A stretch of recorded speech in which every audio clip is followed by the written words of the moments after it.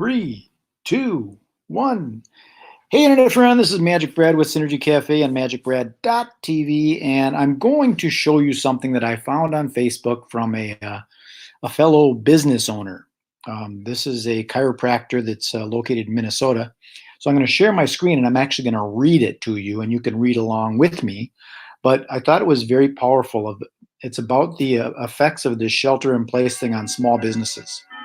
And I'm a business owner myself, self-employed, and this whole thing has really affected small businesses. So I'm going to share my screen right now, and I'm going to read it to you as soon as the clock gets done making its noise here. It's 2 o'clock here in Minneapolis. So let me share my screen. It's right there, I believe. Okay, there it is. So hopefully you can see my screen right now. There you go.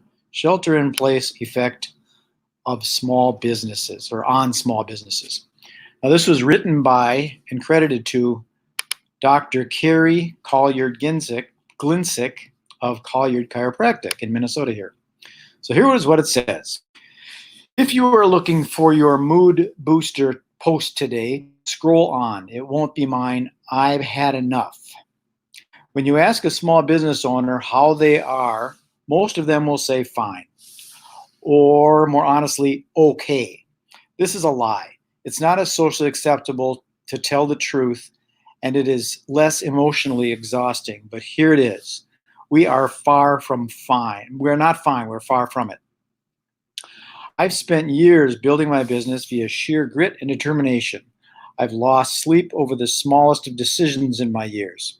I have spent countless hours trying to make a footprint in my community. I have taken pride in the minutest of successes, all of which was ripped from underneath me in a matter of days by people who tote that they are protecting me. And there is no end in sight. I am anxious and I am pissed. Many small businesses are closed, which sucks.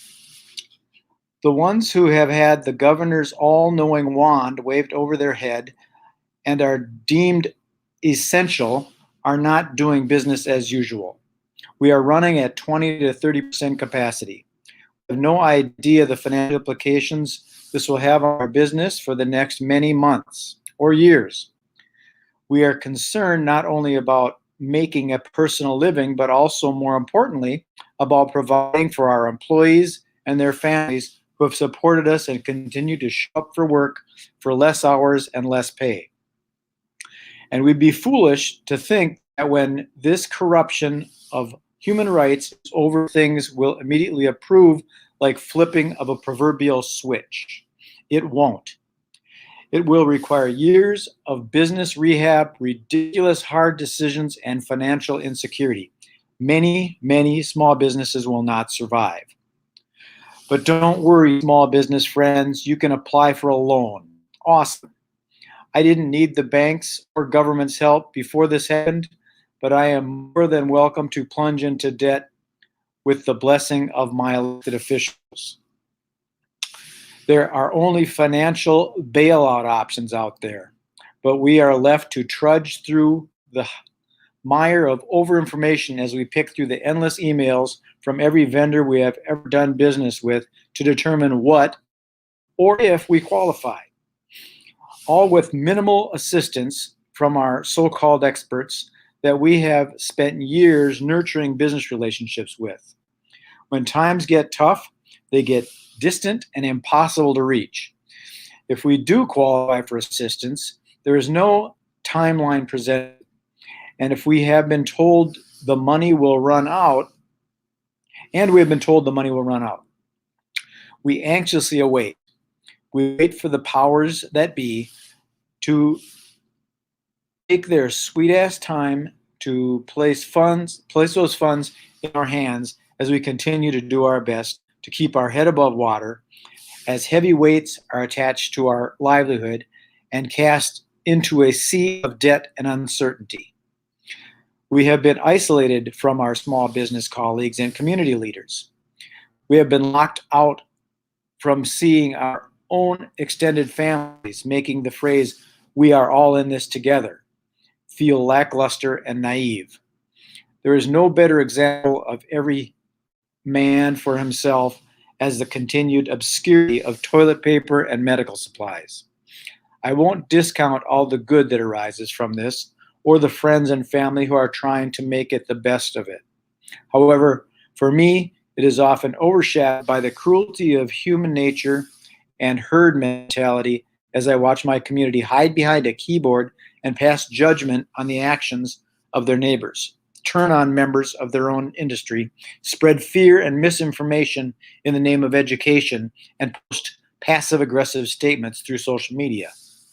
What I do know is that we are all trying to get through this the best we know how. We have never been here before.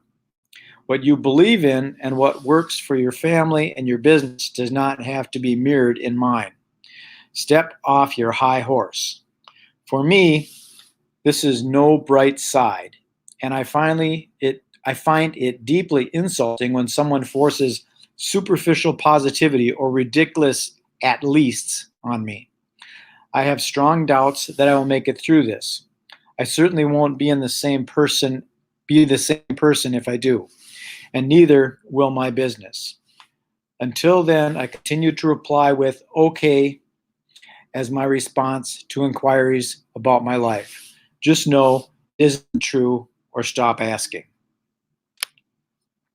So, stop sharing the screen. There you have it. I didn't read it all that well because I'm not that good at reading. But it hit some chords. It was very well written, if you ask me, that I think a lot of people are really minimalizing what's happening with this shelter in place and stopping the economy, preventing businesses from doing this. It's going to put them out of business, and it's going to hurt a lot of people. So I've also in this YouTube video put the text below if you want to utilize that text. I think it's a good idea to get this message out for small business owners and to some of these government officials, because I think they're clueless as far as what's really happening in the small business community with business owners. So that's all I have for now. Peace, love, and happiness. You want to worry about me, just Google the keyword Magic Brad, and please go ahead and subscribe. Be well. Bye.